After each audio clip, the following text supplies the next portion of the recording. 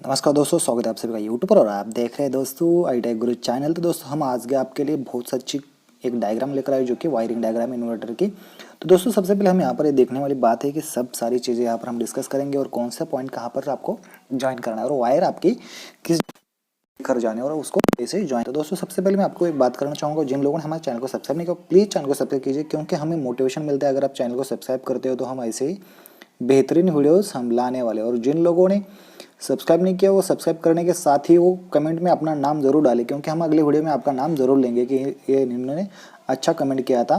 तो दोस्तों सबसे पहले हम यहाँ पर बात करने वाले हैं कि जो यहाँ पर देखिए हर घर में हर किसी ना किसी मतलब कि पूरे ऑल इंडिया में किसी ना मतलब ऑल वर्ल्ड क्या इंडिया क्या मतलब पूरे जो पृथ्वी पर लोग रहते हैं उन सभी ना सभी किसी ना किसी के रूप में इन्वर्टर का शब्द उनको पता रहता है। तो दोस्तों सबसे पहले बात मैं आपको बता दूंगा कि घर में मतलब कि पूरी लाइट पूरा फ़ोन टीवी वगैरह सब कुछ तो हम नहीं इन्वर्टर पे ज्वाइन कर सकते, ठीक है ना।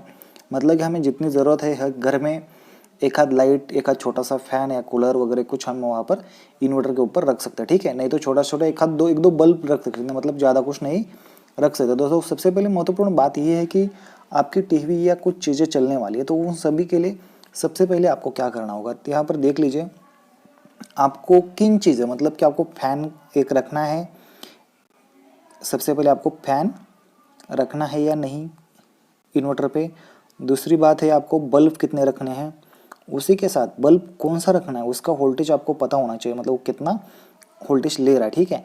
उसी के साथ आपका फैन कौन सा है मतलब कि वो कितना वोल्टेज ले रहा है। उसी के साथ आपकी टीवी है वो कितना वोल्टेज ले रहा है। मतलब कि आप आपके इन्वर्टर के हिसाब से आप वो सारी चीज़ें देख लीजिए, नहीं तो उन चीज़ों के हिसाब से आप इन्वर्टर खरीद लो। मतलब ये दोनों चीज़ें तो आपको साफ हो गई ना, ठीक है ना।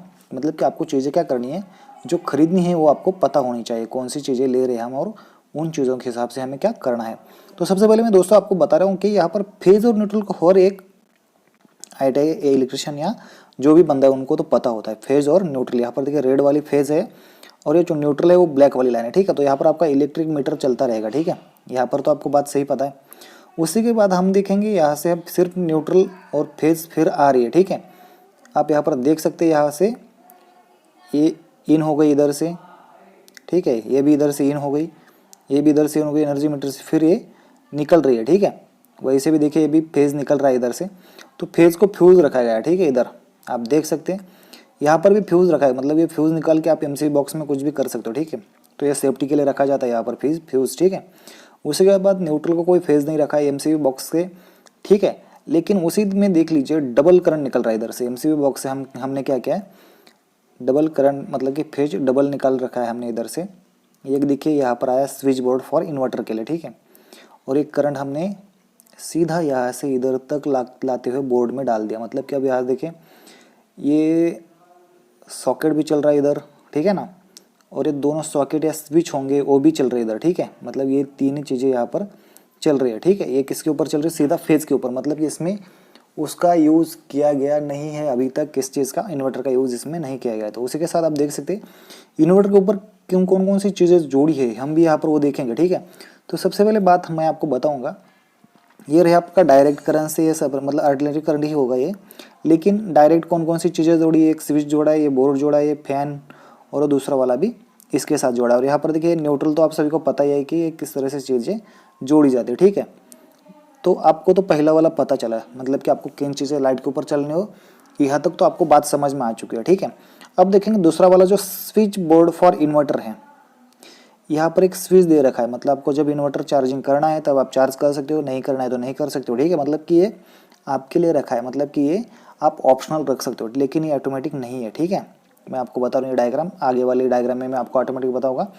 लाइट आने के बाद ये ऑटोमेटिक चार्ज भी होगा, लाइट जाने के बाद ये ऑटोमेटिक इन सारी चीज़ें चलती भी रहेगी, जब तक लाइट है तब तक, और उसी के साथ साथ ये चीज़ें चलती रहेगी।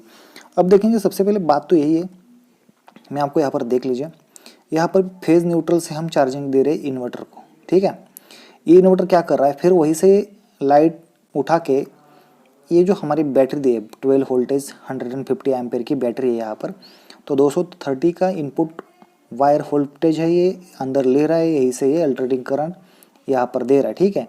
और अब देखिए बैटरी से सीधा अंदर जाके स्टोर होके फिर से यहाँ पर देखिए एसी आउटपुट कितने का आ रहा है, 230 वोल्टेज का, कितने का आ रहा है, 230 वोल्टेज का यहाँ से आउटपुट आ रहा है। तो सबसे पहले बात यही है, मैं आपको बता रहा हूँ कि ये जो आउटपुट आ रहा है, अब यहाँ से देखिए फेज और न्यूट्रल फिर यहाँ से यहाँ पर आ चुके हैं। क्या है, यहाँ से फेज दिया गया है, सिर्फ और सिर्फ फेज ही यहाँ से यहाँ पर दिया गया है। ठीक है, मतलब कि न्यूट्रल तो पहले वाला आएगा, वही उसी से चलता रहेगा काम। ठीक है ना, मतलब कोई ज़्यादा ज़रूरी नहीं है उस चीज़ की। तो देखिए यहाँ पर 3 जगह पर फेज दिया गया है, मतलब कि यहाँ पर देखिए ये 3 इसके ऊपर से चलने वाली है, उसी के साथ सेकंड में फैन भी इन्वर्टर पे चलेगा और उसी के साथ थर्ड वाली टीवी भी आपकी इन्वर्टर के ऊपर से चलेगी। मतलब ये सारी चीज़ें यहाँ से चलने वाली है। तो दोस्तों सबसे पहले बात और एक यहाँ पर एमसीबी डाल रखा है, मतलब कि यहाँ पर देख लीजिए, यहाँ पर भी एमसीबी रखा हुआ है और यहाँ पर भी एमसीबी रखा हुआ है। तो मतलब इन सारी चीज़ें आपको जाननी है, तो ये इन हिसाब से आप बना सकते हो। ठीक है ना, मतलब इसमें से कुछ ज़्यादा तो आपको प्रॉब्लम नहीं आ रहा। ठीक है, अगर किसी को कोई डाउट हो या कुछ और डिटेल में जानकारी चाहिए तो मैं आगे वाला वीडियो आपको सीधा वायरिंग डायग्राम और आप किस तरह से रन कर सकते हो और लेटेस्ट इन्वर्टर के साथ में आपको उसकी डायग्राम समझा दूंगा। और दोस्तों जिन लोगों ने हमारे साथ जुड़ रहे हैं वो नीचे दिए गए डिस्क्रिप्शन में आपको टेलीग्राम का लिंक मिलेगा, या नहीं तो आप टेलीग्राम के ऊपर ITI गुरु सर्च कर सकते हो। आपको जो हमारा पुराना लोगो पता ही है, उसमें आप सीधा ज्वाइन हो सकते हो। उसमें ऐसी चीज़ें लाने वाली जो कि आपके जो डेली बेसिस के ऊपर जो वन में चल रही है, वहाँ पर आपको लाइटिंग के बारे में या कहीं और नए प्रोजेक्ट के बारे में वही हम चीज़ें आपको बताने वाले हैं। दोस्तों थैंक्स फॉर वॉचिंग, बाय।